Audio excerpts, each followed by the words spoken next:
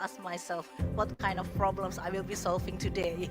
Overcoming underemployment. Preventing radicalization. Provide students with more affordable textbooks. We help people who have experienced unimaginable violence. Be my brother's keeper and don't leave any young man of color behind. We wanted to stand up for people who felt like they didn't have anybody else to stand up for them. We want to raise your voice so the girls, they know that they have a power.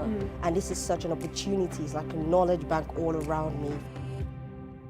You can't understand how to change a world if you don't understand how to change a country. You can't understand how to change a country if you don't know how to change a city. You can't know that unless you know how to change a neighborhood.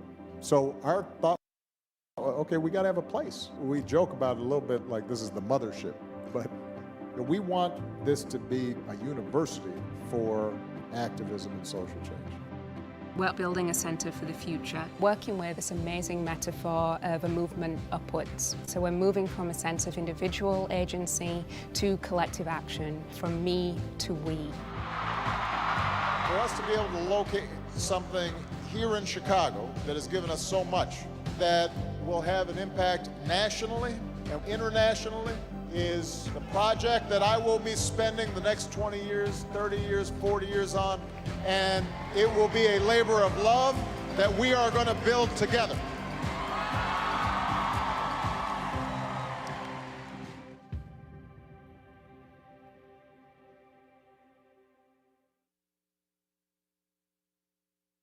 Well, I think that President Obama, when we first met, I think he said he wanted to be exactly the opposite of all presidential libraries.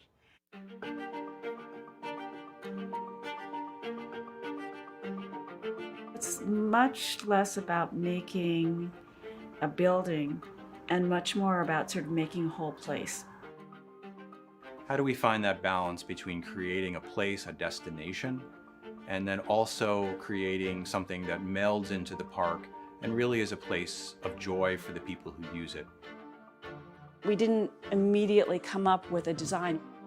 He said, what are the values? And to help us focus, two words came forward: ennoble and enable. Ennoble aspect of it, we can think that this means something iconic. And if we think about enabling, we think about empowering all people. What we want this to be is the world's premier institution that will train the next generation of leadership.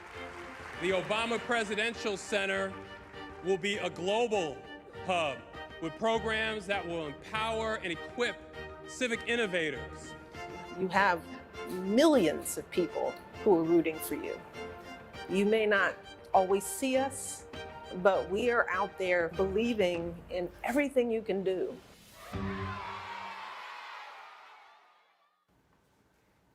We were trying to talk about what the form of the tower might be. I think we were looking for something that would be, in a way, hold a light or the vessel of hope.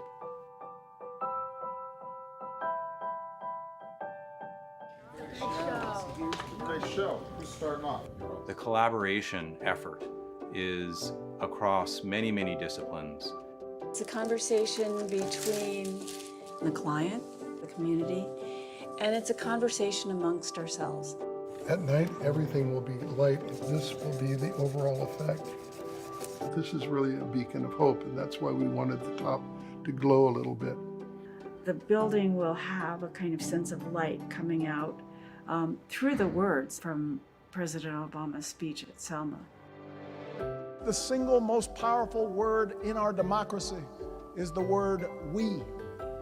Using the words as a sunscreen slowly developed. The process of selecting words can be so carefully done that we would commit them to put them on a building. Inside the building, when you're in the sky room, you'll be about this far away from them. So this can all be finished virtually the same as that.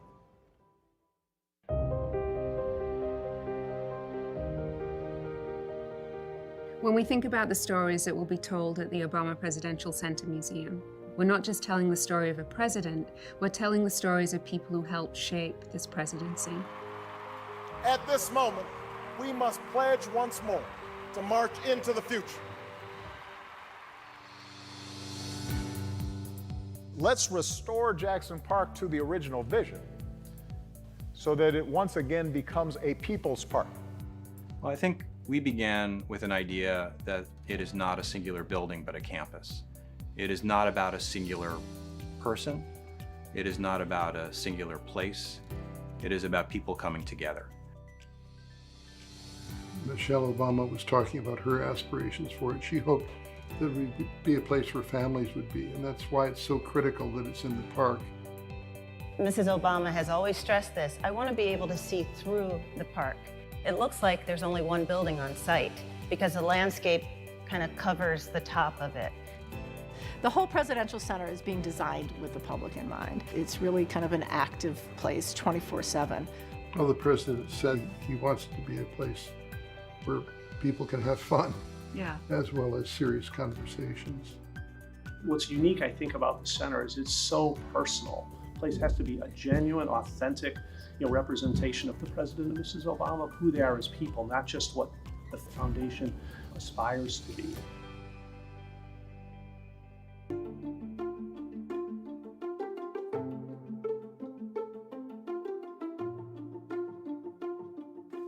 The best things that have happened to me in my life happened in this community. The start of my life in public service. I owe it all to this community. It means something when good, important things happen in the place where you live. It's a sign that you're valuable.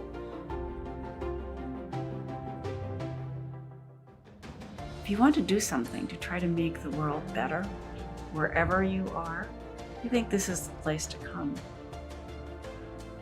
The huge upswelling when President Obama was elected president, I think that moment of hope will continue to arise in different people.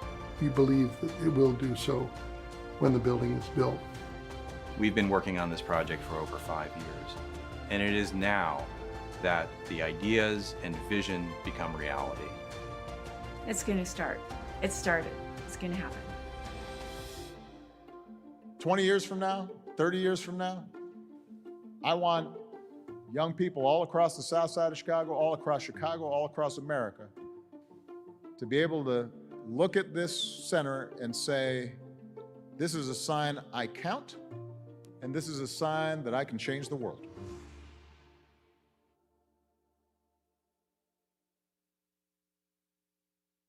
Hello, Chicago. It's hard to believe it was almost 13 Novembers ago when we gathered in Grant Park to take the first steps on an incredible journey. Each day since, I think about the millions of people whose lives are better, a country that was made stronger and more equal, and the President and First Lady who made it all possible. With their dignity, their character, and grace, Barack and Michelle led by the power of their example. They made clear a simple truth, that progress in our nation is not measured by a single presidency alone, as consequential as it is.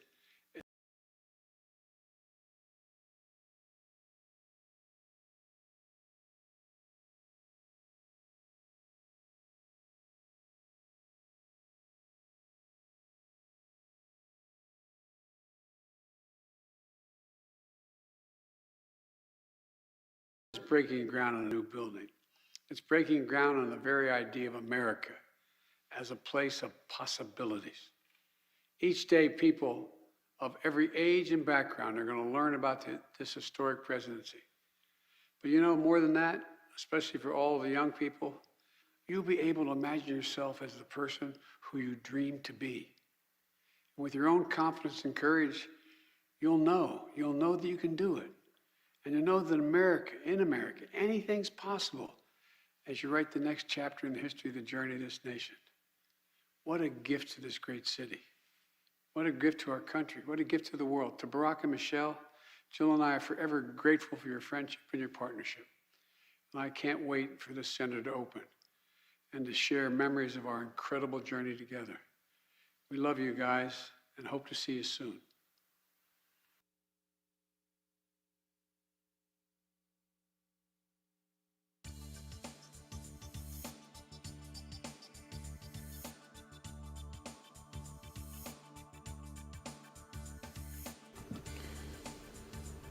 Well, if you're wondering what's going on here today, we are live restreaming this event here from that one there. Yeah, we're live restreaming this event live from Chicago, the inauguration of the groundbreaking of the Obama Foundation Center. So a lot of values that we share here, community, the we word, all these things coming together. So let's cut back to that.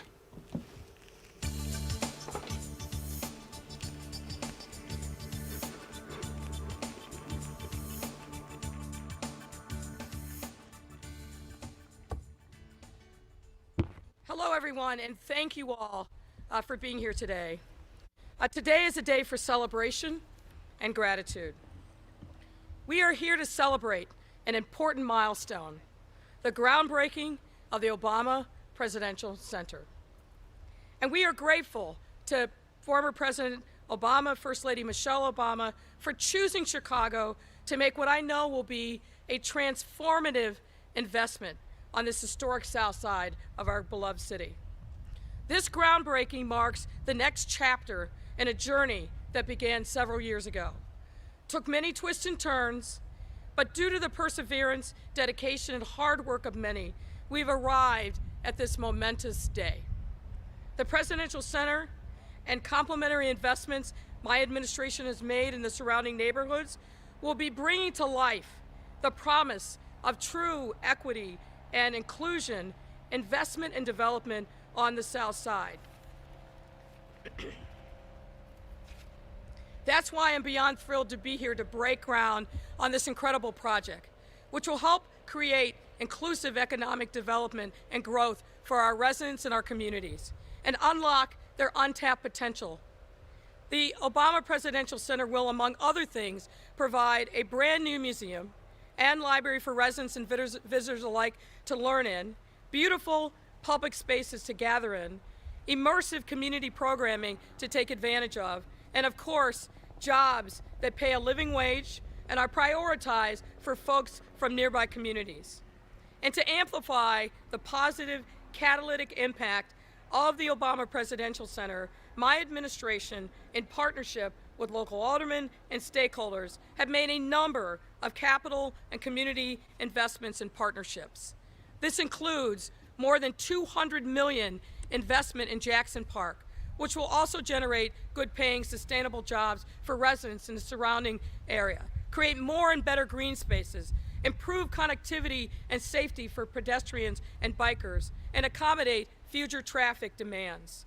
In addition, our Department of Housing and Department of Planning and Development are implementing multiple community-driven resources to set the stage for future private investment in areas in the footprint and shadow of this incredible presidential center. One of those resources is the Woodlawn Revolving Loan Fund, a part of the Woodlawn Housing Preservation Ordinance that will provide nearly $10 million in financial supports to help rehabilitate existing housing stock, which will ensure that long-term residents can remain in their homes and witness the revitalization of their communities firsthand. Folks, with these investments, we will be helping bring into reality the vision that residents of Woodlawn, South Shore, and Hyde Park have demanded to make sure that the social and economic vibrancy of our city's South Side remains strong and grows in years to come. We can't imagine a future where you get off the L or the Metro to see a thriving 63rd Street and only go a short distance to visit a world-class museum campus, complete with the iconic Obama Presidential Center and the Museum of Science and Industry. This is the future of the South Side that we will be creating in partnership with the community. And this will not only send a ripple effect of economic development through the area, but really our entire city will benefit from these investments. Supporting our South Side communities and protecting its residents is an effort that I am personally passionate about. And that's also and that means that we can't get this done alone. So there are many people that I am grateful to on this historic day. I want to thank Governor Pritzker and his team for their support of the Jackson Park infrastructure investments. Countless city staff from a multitude of departments like parks, libraries, CDOT, housing, planning, development, water, buildings, to name a few, who have and will continue to be the vanguard of these investment efforts in this community. We must also humbly thank our many community partners, including aldermen who are gathered with us today, Hairston, Taylor, and Mitchell, as well as the many organizations and individuals who number in the dozens from the surrounding communities. These community stakeholders have worked tirelessly for years, and we would not be here today without them, so we must give thanks to them one and all. And of course, we must also thank the Obamas, the former president and the First Lady, and everyone at the Obama Presidential Center and their team for making this incredible project possible and choosing to make it here on the south side of our great city. I also want to thank the Foundation board and staff, who have also been incredible partners on this journey. With the construction of this Presidential Center that will officially get underway shortly, we will be able to deepen our commitment to empowering Chicago's residents and allow them to showcase the rich talent and history and culture to visitors from nearby and far away. And above all else, ensure that they are fully able to participate in the economic development and future of this neighborhood and the community for generations to come. I want to thank you all for being here. Thanks again to President Obama and First Lady Michelle Obama, and we are excited on this historic day. Thank you all very much.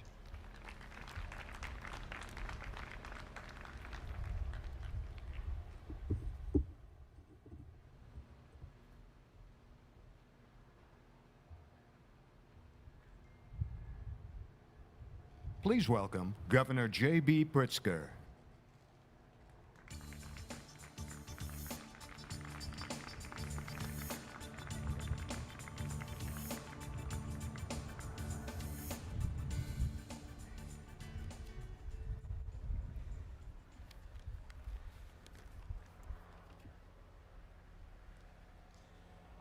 Well, good morning, everyone.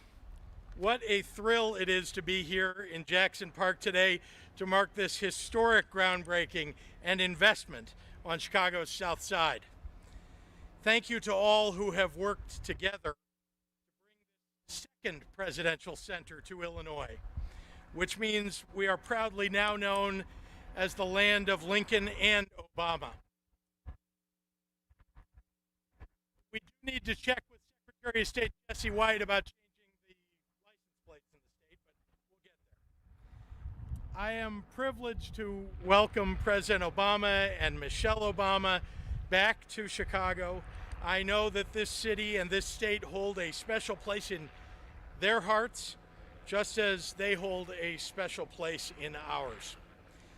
While this center will be a presidential scale, its presence and purpose still speak to the same community-centered vision that have always defined the president's work. And there's no better home base than the community that you represented in the State House and then went to the White House with. Everyone knows from our history, from the Great Chicago Fire in 1871, that Chicago is a city that knows the secret to rebuilding itself.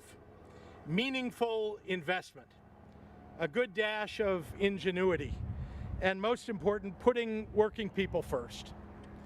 It's a lesson that defines our COVID-19 recovery initiatives, and it's why I'm so proud to have the Obama Presidential Center as a partner in building a better future for the South Side, for Chicago, and for Illinois. From leading with the first woman architect of a presidential center in United States history, to ensuring black contractors and laborers are substantial builders of this project, to paving a way for thousands of jobs and billions of dollars in economic activity right here in Woodlawn and surrounding communities.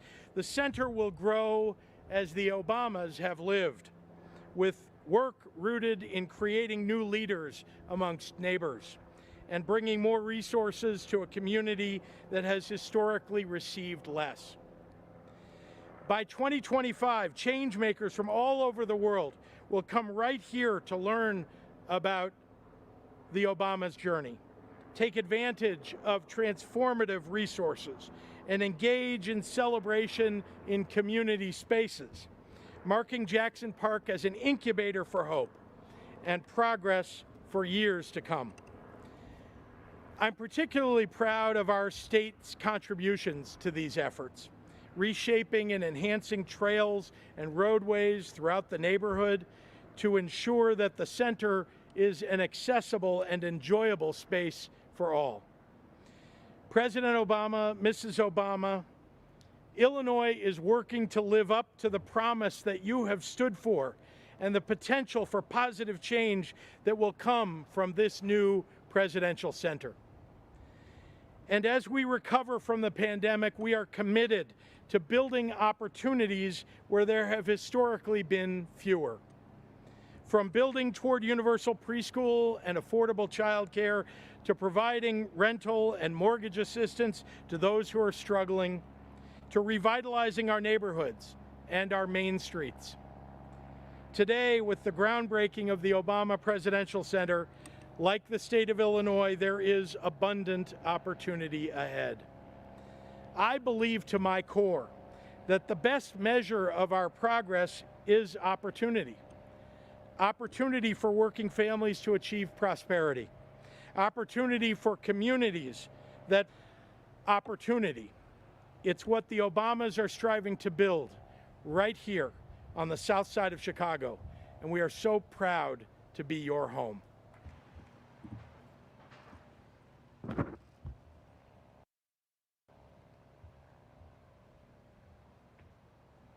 To introduce Mrs. Michelle Obama, please welcome Zell Wilson.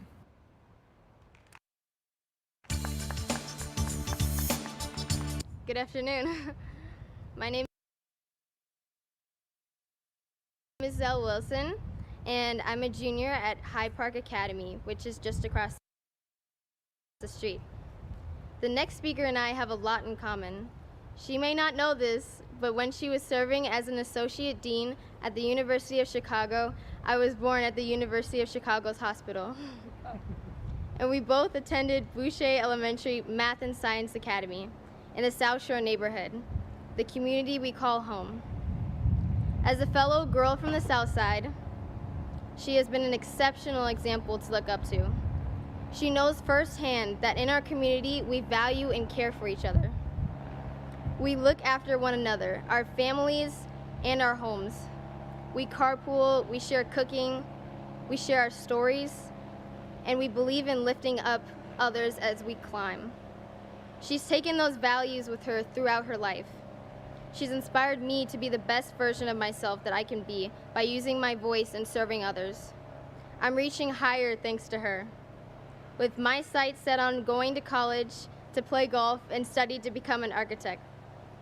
All that being said, it's with deep appreciation and bursting excitement that I welcome former First Lady Michelle Obama to the podium.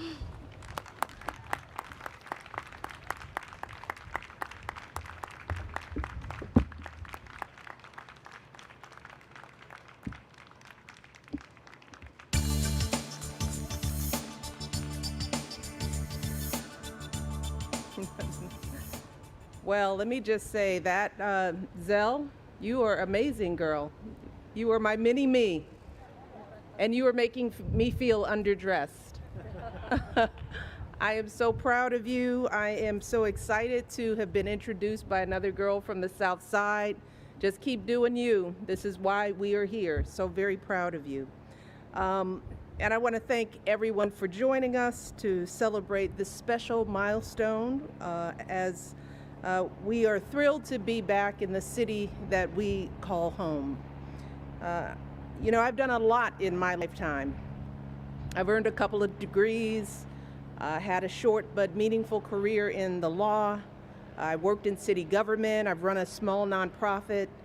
I met and married the love of my life, I have birthed and raised two amazing now young women. I have had the profound honor of serving as this nation's First Lady, where I've traveled the world. I've dined with heads of state, kings and queens. I've shaken hands with two popes. But here's the thing. No matter what I've accomplished, or who I've met, or where I've gone, one of my greatest honors is being a proud Chicagoan, a daughter of the South Side. I still lead with that descriptor. I wear it boldly and proudly like a crown. See, to my mind, this city, this neighborhood, it courses through my veins. It defines me at my very core. It makes me who I am. To this day, the experiences I had growing up in this city and in this neighborhood, all the lessons I learned in this very special place, they shape my values and guide my actions every single day. So I'm not just a daughter from the South Side, but a mother from the South Side, a lawyer, an executive, and author from the South Side. I am a First Lady from the South Side of Chicago. And that is why this project is so incredibly important to me and my husband.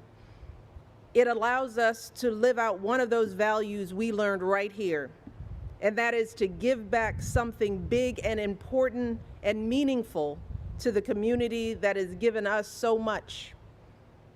So for us, the Obama Presidential Center means a lot more than just creating a space to house memories from our 8 years in the White House.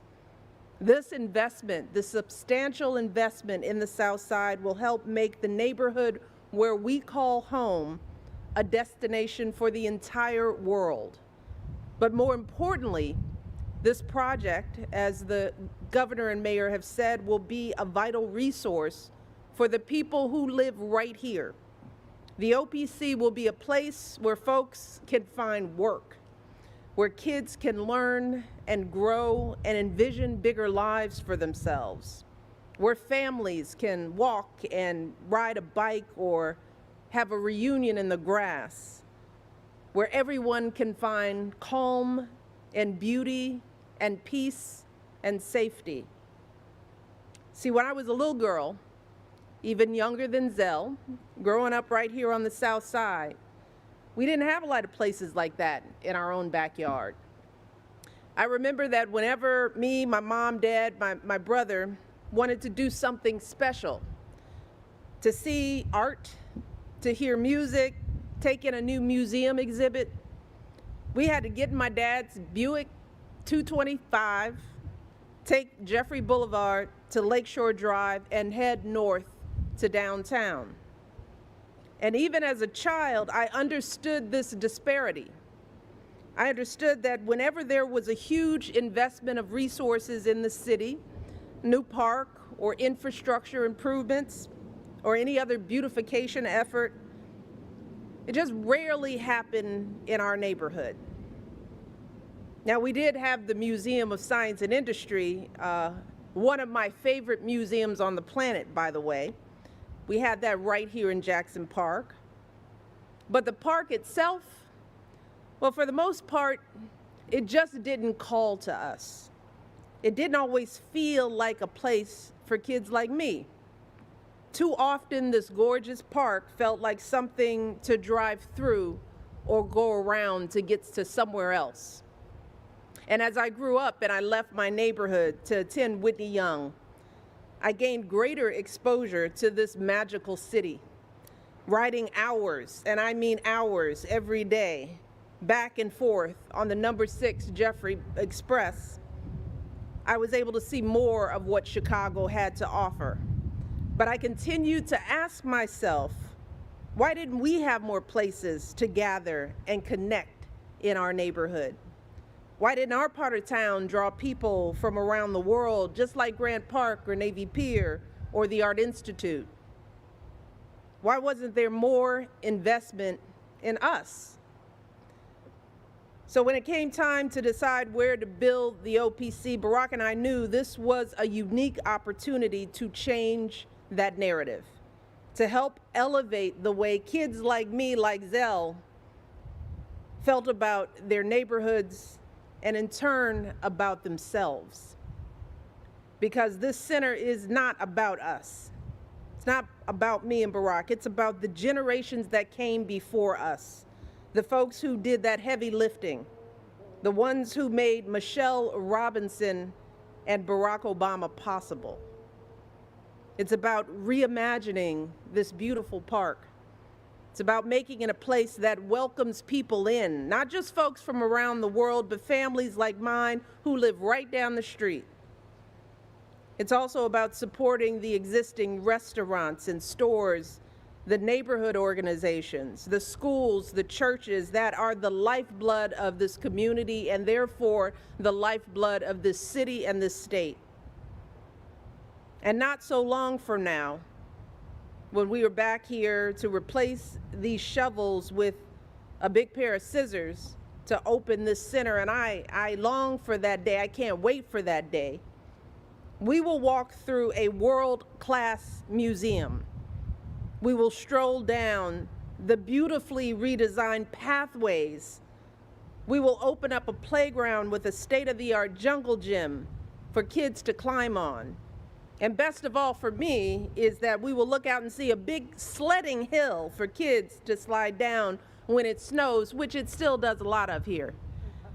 Something that I always dreamed about when I was a little girl. That's what this is all about. All the hoopla, the lights, the temporary inconveniences. It's about giving a little something back to the place that we absolutely, truly love.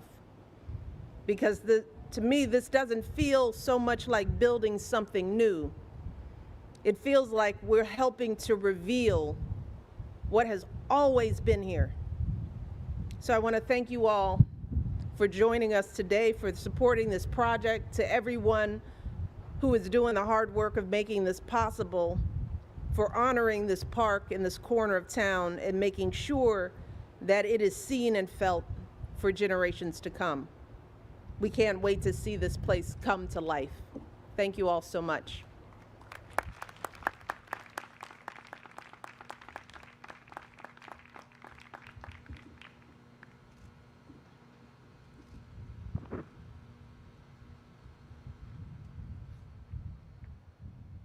To introduce the 44th President of the United States, please welcome Trenton Banks.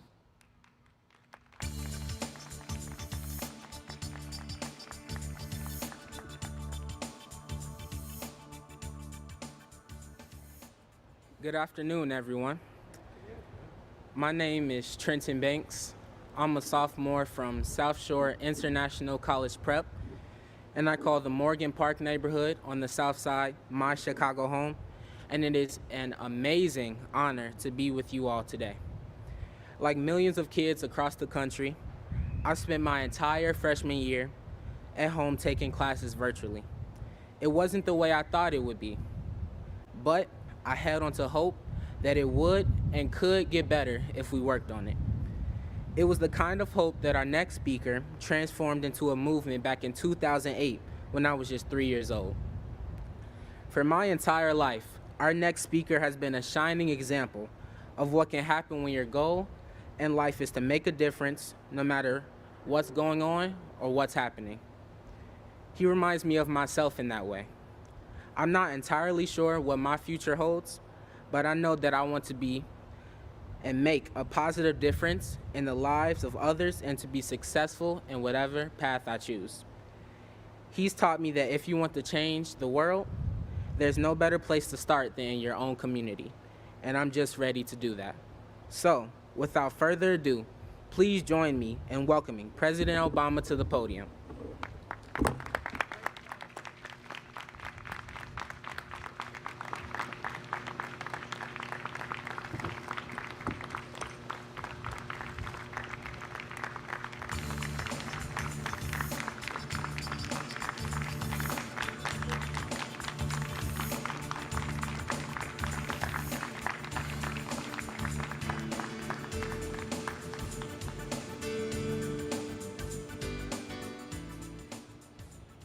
Hello, everybody.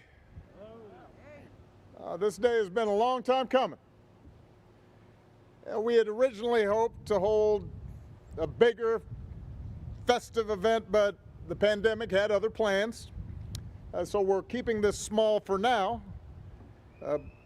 But to everyone who is watching, including so many who were part of my administration, so many who've worked tirelessly to make this day possible, please know how incredibly grateful I am and how much I am looking forward to celebrating with all of you in person as soon as we can. I want to start by thanking Trenton for that outstanding introduction, and Zell for doing such a great job introducing Michelle. I would like Zell also to give me some tips on my golf game. We are so proud of both of you, and I also want to acknowledge a few other people here today who have been so instrumental. Our own governor of Illinois, Governor Pritzker, the mayor of our great city, Mayor Lightfoot, Alderman Leslie Hairston, and Greg Mitchell. Thank you all for everything you've done to move this project forward. So we are here today on the south side of Chicago in Jackson Park to officially break ground on the Obama Presidential Center. As Michelle has noted, we chose this location for a few pretty good reasons. It's close to where Michelle grew up, where I started my political career. It is surrounded by vibrant neighborhoods and a community where we believe we can help make a difference. Jackson Park also happens to hold a special place in my heart because it was literally my entryway into Chicago. In the summer of 1985, I packed up my car, which was a pretty janky car, from New York, and I headed west. A 23-year-old kid about to start a new job and a new life. And after I came off the Skyway, I found myself driving through Jackson Park. And at the time, I remember thinking, this is a lot more beautiful than I expected. Admittedly, it was not winter, and I had not yet tasted the hawk coming off the lake. But at the time, I was still trying to figure out who I was, still searching for a purpose to my life. And it was in neighborhoods not far from here where I began working with church groups in the shadow of closed steel mills. It was in communities across the city, from Roseland to Pullman to Pilsen, Little Village, North Side, where I learned that everybody's got a story to tell. That beneath our surface differences, we have common hopes and common dreams and common values that stitch us together. Chicago is where I found the purpose I'd been seeking. It's where I finally put my ideas about democracy and activism and social change to the test. Most important, it's where I met a brilliant, beautiful daughter of the South Side named Michelle LaVaughn Robinson. We were married here, had our reception right down at South Shore Cultural Center. Our daughters were born here, right down the street at the hospital. We bought our first home here, a few blocks away. It's where I taught law, and Michelle worked with students at the university and patients at the hospital. It's where I announced my first campaign for public office at what at least then was known as the Ramada Inn on Lakeshore Drive. It's where I first had the honor of serving constituents. All that happened within a few mile radius of here. Chicago is where almost everything that is most precious to me began. It's where I found a home. Now, obviously, Michelle and I have been on a fairly extraordinary journey since then, one we could have never imagined all those years ago. But as far as we've come, I've never lost sight of some important lessons that I learned right here in Chicago. The first involves the power of place, the need to anchor our efforts to build a better world, not in theories and abstractions, but in neighborhoods and communities. You know, by now most people know that I come from a pretty diverse background. I was born in Hawaii. My parents are from Kenya and Kansas. As a child, I lived in Indonesia. I've got family whose gene pool stretches from Ireland to China. I've got lifelong friends who come from just about every corner of the world. And that background helps explain my core belief in the oneness of humanity, a belief in the God-given dignity and worth of all people and the underlying bonds that we share. It's why I believe America's diversity is a strength, not a weakness, and that the only way we can solve our biggest challenges, from climate change to economic inequality, is if we recognize those common bonds and learn to work together across divides of race and religion and language and culture. But as strongly as I hold to that belief, Chicago taught me that change doesn't start on a global scale. Change starts one person at a time, one school at a time, one neighbor at a time, one community at a time.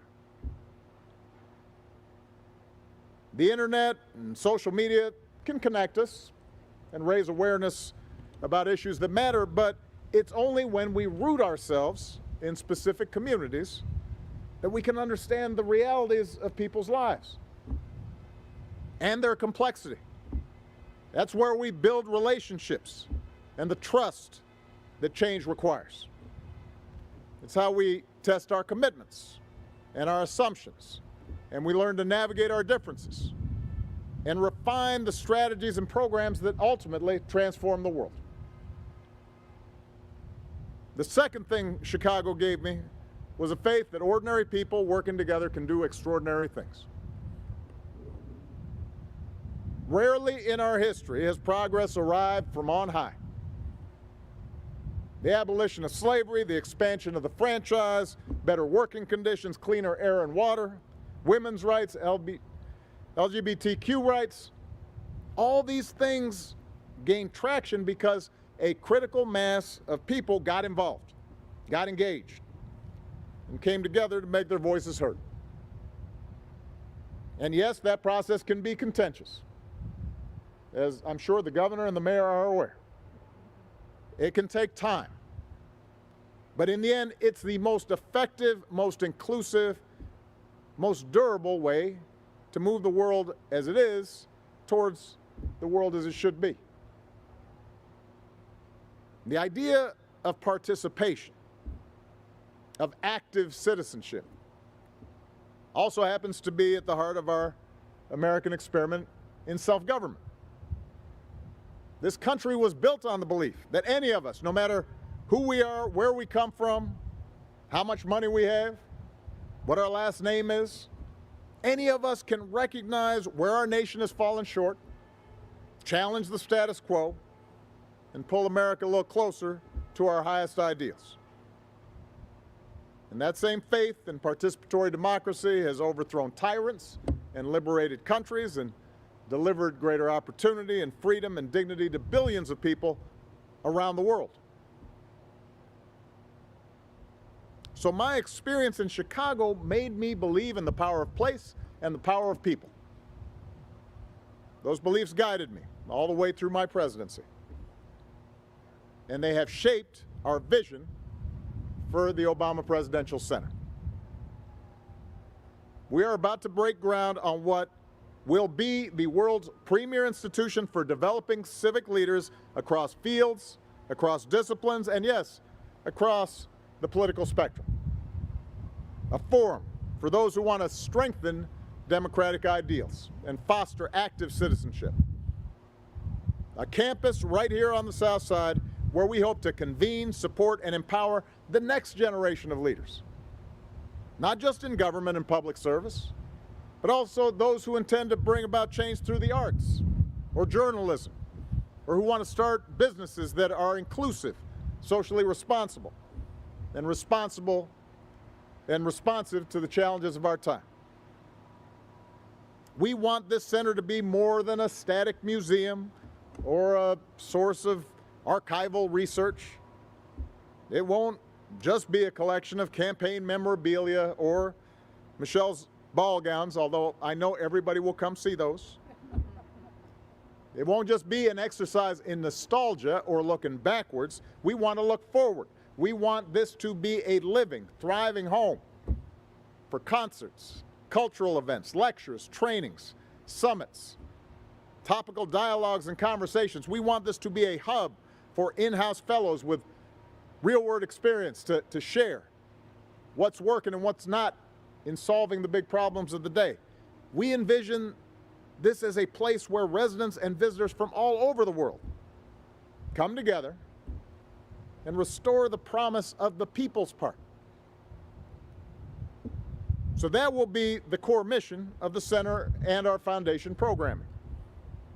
Inspiring and empowering citizens and communities to act on the biggest challenges of our time, giving leaders the tools they need to be effective, and preparing young people everywhere to pick up the baton and help change the world. And along the way, we want the Obama Presidential Center to change Chicago for the better. This center will support thousands of jobs during and after construction, many of them right here on the South Side. It will help spark economic growth in this community by bringing as many as 750,000 visitors to this area every single year. Visitors who will eat, shop, explore, and spend money, strengthening the South Side and making it an even more attractive place for businesses to grow and to hire. The center will also preserve and enhance all the things that make Jackson Park special. We'll reunify parkland, plant new trees, provide new habitat for birds and wildlife. But as Michelle noted, we are also going to open this park up to the community, creating a community rec center, another branch of the Chicago Public Library, creating new spaces for folks from the South Side and all over the city to gather and to connect and to learn. I'll close by saying that it feels natural for Michelle and me to want to give back to Chicago and to the South Side in particular. The place where she grew up and I came into my own, where our children were born, where we made so many friends, and where I launched my political career. We will always be grateful for that. And the Obama Presidential Center is our way of repaying some of what this amazing city has given us. But we're also building this center because we believe it can speak to some of the central struggles of our time. For we are living through a moment of rapid disruption in technology, in the global economy, in our social arrangements, in our environment. And those disruptions can be scary. And too often it feels as if our major institutions have failed to respond effectively to these disruptions, to help people find economic security or manage our differences or protect our planet. And what we've seen is that in the breach, a culture of cynicism and mistrust can grow. You start seeing more division and increasingly bitter conflict. The politics that feeds anger and resentment towards those who aren't like us and starts turning away from democratic principles in favor of tribalism and might makes right. This is true in Europe and in Asia. It's true in Latin America and in Africa. And it happens to be true here at home. But the good news is we can reverse these trends. I don't believe it's inevitable that we succumb to paralysis or mutual hatred or abandon democracy in favor of systems that reserve power and privilege for the few. As has been true throughout our history, I believe we have it in us to reimagine our institutions, to make them responsive to today's challenges, and to rebuild our societies in a way that gives more and more people a better life. And I believe it because I've seen it. I've seen it in the work of young activists and social entrepreneurs right here in Chicago, from the north side to the south side to the west side, from Oakland to Johannesburg, from Ho Chi Minh City to Rio de Janeiro, from Amsterdam to Port-au-Prince. Around the world and right here in Chicago, there are young people who are not waiting for someone else to solve big problems. Instead, in the face of sometimes impossible odds, they are rolling up their sleeves and putting down stakes and making a difference. One neighborhood, one school, one community at a time. They're building health clinics in urban slums and educating girls in rural villages. They're reforming policing and challenging corruption. They're inventing new ways to cut carbon emissions and providing clean water to those who desperately need it. They're building businesses on principles of equity and sustainability, and they're giving workers a real stake in their company's success. This coming generation, this generation of Zell and Trent and others, they are the source of my hope. It's their imagination, their resilience, their embrace of diversity, their belief that every voice counts, their deep commitment to protecting the planet and challenging long-standing injustice that I believe will save all of us. And through this center, we intend to give these young people and those who are coming up behind them whatever training, support, resources, and platforms they need to fully realize their potential, to collaborate and share ideas, and to bring their dreams to scale. Michelle and I cannot imagine a better legacy than that. We cannot imagine a better investment than that. For in this next generation of leaders in Chicago and around the world, we see ourselves. We didn't start out in Washington. I didn't start off as president. I started off right down the street. And the lessons I learned in these neighborhoods ended up shaping the rest of my life. The Obama Presidential Center is our way of showing young people everywhere that they can do the same.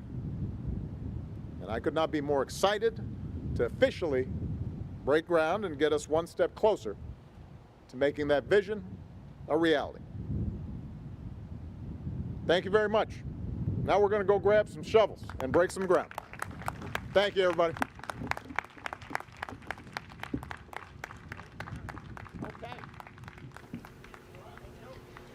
Well, if you've just joined us, we are restreaming a groundbreaking event for the Barack Obama, the Obama Foundation Center on the south side of Chicago. Really exciting, some very powerful messages there which resonate with a lot of what we're doing at STEAM Co, a project to inspire our kids to aim higher than high, powered by their creativity, powered by community. And similar kind of vibes that we're talking about and hearing here. The we is the most powerful word in our democracy, he said earlier, which is fantastic. If you'd like to join us, we've got a Zoom room here on the screen, and you can pop a comment in the system there. So let's cut back to Chicago, and maybe we'll catch up with you in just a moment. All right, now we're going to lift up the dirt. Yeah. That's some nice dirt, by the way. All right. And now I guess we're going to toss the dirt out. 1, 2, 3. It looks and sounds like he's done this before. He's very well rehearsed at digging to demand for the cameras. But this is fantastic. This is the first chapter, if you like, of his legacy, the Obama Foundation. If you've seen any of the work they've been doing, it really has been absolutely superb. My name's Nick Corsten. I'm just a dad. I run a project called STEAMco, which is about connecting kids with their art, communities with schools, through creativity, inspired by another amazing man, Sir Ken Robinson, who you may have heard of with the #1 TED Talk book called What's the Point of School by Professor Guy Claxton, and going to a festival and basically coming away thinking, I want festivals like this, not only in my kids' school initially, but in schools across the country, if not across the world. And in a moment, we can maybe show you a couple of our little films. We've just launched a Mission to Mars 21 tour to inspire 1 million people, 1 million kids to aim higher than high, maybe to go to Mars with Elon Musk in 30 years. And that's what we're talking about, inspiring kids with creativity, connecting communities with schools. As Barack Obama said there, the most powerful word in our democracy is the word we. Looks like they're banging out the tunes, and that would get me blown off YouTube if I let that go through.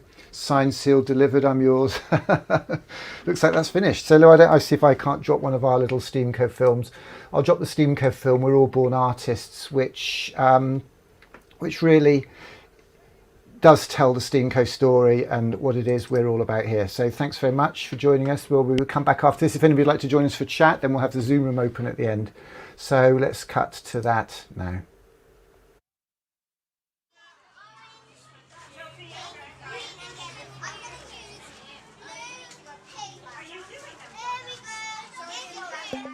We're all born artists. The problem is to remain an artist as we grow up. That was Pablo Picasso. And I think we've got to help our kids, all our kids, aim high in life. Not just high, but higher than high. We've got to help our kids find their passion, their art.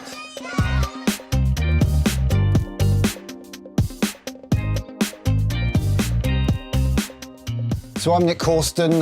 I'm just a dad. I'm co-founder of STEAMco. One day maybe I'll be the CEO, I don't know. So STEAMco is a non-profit community enterprise that helps connect our kids with their art and our communities with their schools by running creativity days. And we want to get the whole community involved. We want people who've had kids, not had kids, got kids, whatever, to come and work with us to help us run these days.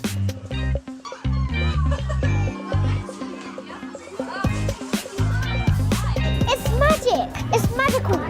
What inspired me? Well, I saw a talk by Sir Ken Robinson. I read half a book called What's the Point of School? On what we should be teaching our kids. And I went to Camp Bestel, which is really a Glastonbury for kids. And I thought, I want this in my kids' school. I've got a lovely little film my dad gave me of me when I was 1 and him with my first ever train set. And I show that to kids in schools all over the country. And how my dad gave me the greatest gift. He gave me my art. Because art is what we call it when what we do might connect us to somebody else. So art could be painting, it could be photography, it could be cooking, it could be coding, it could be dancing, it could be design, it could be DJing, it could be robots, it could be rockets. The fun, the excitement that we have making and firing rockets in schools is to be seen, to be believed. This is the best day of my life. This truck contains everything you need to run a creativity festival in a primary school. 30 coding kits with the BBC Microbit. We've got rocket making kits. We do cardboard challenge. We can do the egg drop. We've got a t-shirt printing machine so we can print I Love Art t-shirts. So the kids design their own logo, take a selfie. We've had thousands of posters of those done. That's with JR, French street artist JR. So we've got communities all over the country designing I Love Art logos, taking photos, and we sent them off to JR, and he's printed 1,000 of these off for us, which we're fly posting all over the country. So in lockdown, we got an Arts Council grant and we built a green screen TV studio. We've been live streaming events all summer. We did a 3-day Glastonbury event where we built a half-size pyramid stage from cardboard and code and ran 3-day events. We had Martin and Gary Kemp. We had Glenn Matlock from the Sex Pistols on stage alongside community artists, dads and their kids. And we had a young lad from Leeds called Lenny who played his piano on stage, all virtual. And that's what we want to do. Lockdown's not going to lift in a hurry, and we're running festivals from a spare bedroom here in Paddington, but we need people involved. We want people to collaborate for creativity. I think they're doing fantastic work to see. For me, collaboration is everything. Elton John gave me the greatest gift. Actually, he made a film, I don't know if you saw it, with John Lewis, where basically he tells the story of how he was given a piano as a kid and worked hard and made literally $1 million. I saw that film, ripped it off, put our own subtitles on it, and Elton John retweeted it. It had 50,000 views in an hour, and I went on a 2-week UK tour from Cornwall all the way to Carlisle, showing that film, showing my train set film, talking to kids about art and creativity, letting off rockets, and inspiring schools across the country in our 12 days of Creative Christmas tour. You've inspired one little boy in particular, a very quiet boy, and as that rocket shot into the air, we heard the words blast off come out of his mouth. Innovation, technology, and dreams rocketing up to the sky. The state education system, we have a lot of people feel it's been narrowed and narrowed and narrowed, focusing on teaching and testing of highly academic subjects, which are important, which are right for some kids, but it's not for everybody. And some kids come out of the education system literally broken. 9 out of 10 schools in Britain have reported cutting the arts in some way or another, which is a real tragedy. And we're going to lose that cutting-edge creativity that made Britain so famous. Creativity is Great Britain, after all. The ideal future for me would be a whole load of these trucks on the road with passionate, enthusiastic, committed, creative people, helping connect kids with their art and communities with their schools all the way across the UK. As Albert Einstein said, imagination can take us anywhere.